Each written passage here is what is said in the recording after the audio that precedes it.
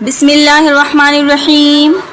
کیا آپ جانتے ہیں کہ امام حسین رضی اللہ تعالی عنہ کے قاتلوں کا کیا انجام ہوا؟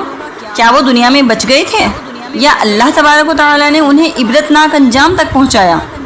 تو آئیے تاریخ کی روشنی میں جانتے ہیں۔ تو السلام علیکم everyone, welcome back to my channel.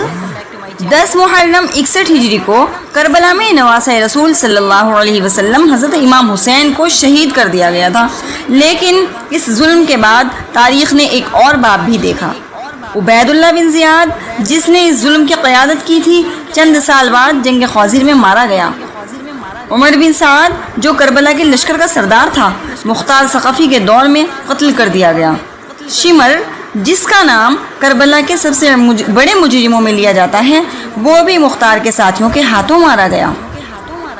اور یزید، جس نے اس ساحے میں کردار ادا کیا اور یہ سب کام کروائے اور حضرت امام حسین کو بہت زیادہ پریشان کروایا اور شہید کرایا، تو وہ بھی زیادہ دیر نہ بچ سکا اور اس کو بہت زیادہ خطرناک اور بہت برا انجام اللہ تبارک و تعالیٰ نے اس کا کیا ہے کہ لوگوں نے اس سے عبرت حاصل کی ہے۔ وہ اتنا زیادہ پریشان ہو گیا تھا کہ اس کو ہر جگہ خون کی بو آتی رہتی تھی، اور جو لوگ وہاں پر پیاس سے، جن لوگوں نے پیاس سے ترسایا ہے اور دریائے فرات پر قبضہ کیا ہے، تو ان لوگوں کو اتنی زیادہ پیاس کی شدت ہوتی تھی کہ وہ چاہے جتنا مرضی پانی پی لیتے تھے، پانی پی پی کر ان کا پیٹ جو ہے نا بہت زیادہ پھول جاتے تھے، پر ان کی پیاس نہیں بجھتی تھی۔ اور متعدد روایات کے مطابق حرملہ جو تھا، جس پر حضرت علی اصغر پر تیر چلانے کا الزام بیان کیا جاتا ہے، تو اسے بھی سخت سزا ملی ہے۔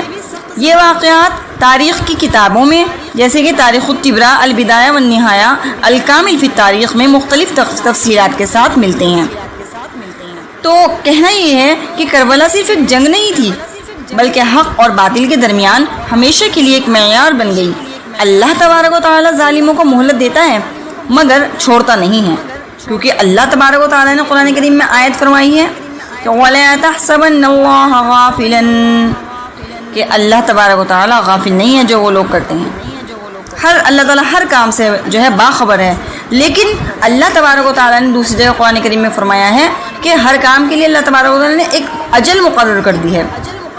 ٹھیک ہے، ہر بات کے لیے، ہر کام کے لیے اللہ تعالیٰ نے ایک وقت مقرر کر دیا ہے، وہ اسی وقت پر ہوگا۔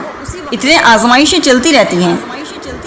تو اگر آپ کو اسلامی تاریخ پر ایسی ویڈیوز میری پسند آ رہی ہیں تو چینل کو فالو ضرور کیجئے، سبسکرائب ضرور کیجئے، ویڈیو کو لائک کریں، شیئر کریں، اینڈ ملتے ہیں نیکسٹ ویڈیو میں۔ تب تک کے لیے اللہ حافظ۔